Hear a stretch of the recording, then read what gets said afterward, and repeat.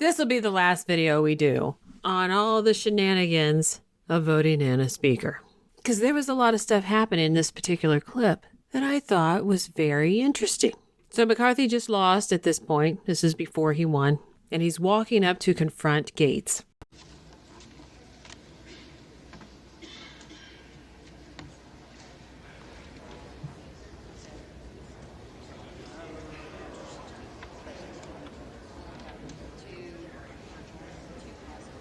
So McCarthy says something, and Gaetz responded. We can't really see it via the present others, Jeffrey's, shenanigans on the side. But we do see that his shoulders shrug it. He's hunched over, so he's not sitting up tall, and he shrugs it as a response to McCarthy. And it kind of goes with, what? Obviously, there was more words said from Gaetz' side than what? But that's the kind of thing that we would expect to see with it.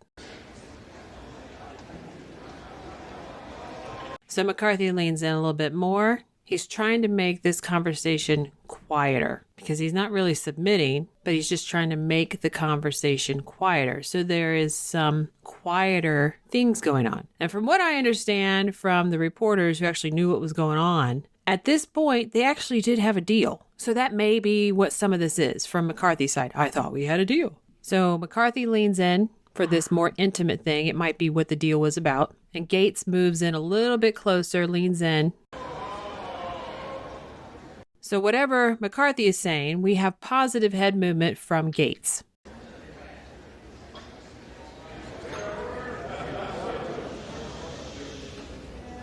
Gaetz motions to either something or someone or whatever, as that's his excuse, because it's the finality of the conversation as he leans back, squares up his shoulders backwards like a stretch out of the stress, puts his hands down like I'm done.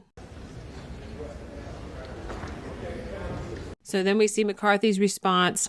The eyes close. It's a long close. So I would assume the emotion that goes with that is exasperation. And he's beginning to say something. And if you look at the people that are sitting next to Gaetz, especially these gentlemen, you'll see a reaction to what is being said.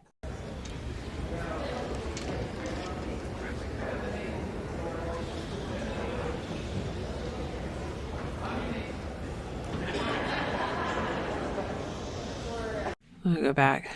There's definitely a change.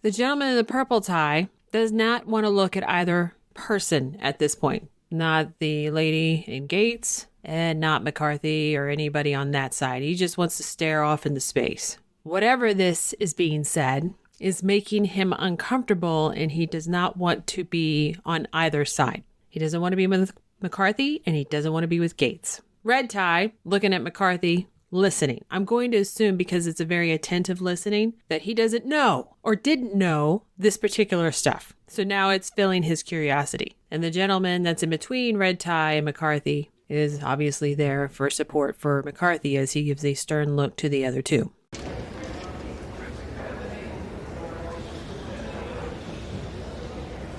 Now we see the female and Gaetz.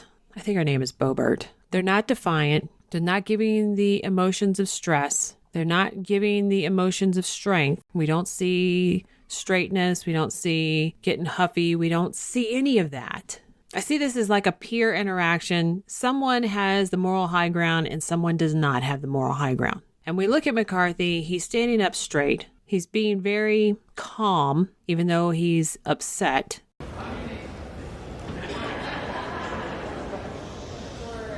So he finishes speaking, McCarthy does. Gaetz responds. It's a loose negative. He slides back to the side. Loose negative away from McCarthy. But he keeps looking away. He wants to get away. So whatever McCarthy said, whatever it is, it got some bite. So then he starts looking to the gentleman next to him as more support, who leans over.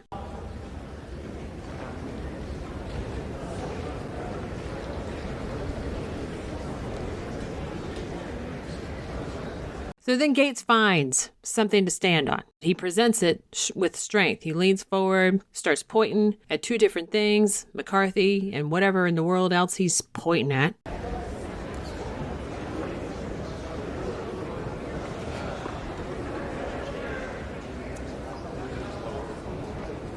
Gets all huffy, shuts down the conversation, wiggles his little button in the chair. It's like the butt wiggles in like it's finding an anchor to get in that seat. Puts his arms in his lap and stops looking at McCarthy to tell him, conversation's over, I don't want to talk to you anymore.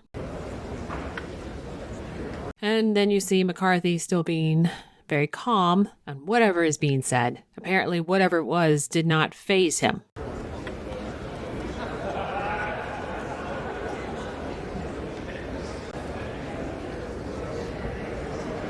Oh, and now you've got real stress coming through Gaetz. He's starting to shake his leg. He's playing with his fingers. Now, there is some stuff going on that will happen here in a moment.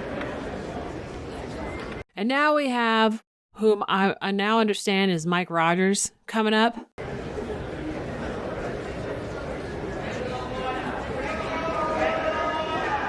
And he's not aggressively grabbing, like, when you see somebody who's really trying to tear into somebody or get them or grab them or something, and we're talking about Mike Rogers, they grab them and they're grabbing people and pushing them out of the way. No, he's just grabbing furniture to get closer, to have whatever is said. And the gentleman that comes up and restrains him, did you notice when he is, with quotation marks, restrained, he grabs his shoulder and then looks to shut his mouth. I got shoulder. Where's your mouth? Oh, I've got your mouth. He's speaking. He's saying something that he doesn't even want the people around in that area to hear. Shh, shut your mouth. He's not restraining him from fighting Gaetz. He's controlling his mouth. You know what? I don't know what in the world this Congress is going to look like. I have no idea. This next year or 2 years of Congress may be worse than the past 2 years. It may be better. We may not even notice it exists. That would be nice, to not notice that they exist. Boy, would that be a celebration. There's just a few of these people that I'd let babysit my kids, and just that's just on the idea that I know morally they've got good morals, but they're spineless. And the rest of them, I wouldn't trust them to watch my dog. Episode 2 of Skinwalker Ranch has been released, and as we follow along with the reality of it, is it real or is it not? This time, supposedly, they saw something. Oh, there it is again. There it is again. There it is again. If you like it, please share and subscribe. Thanks for watching.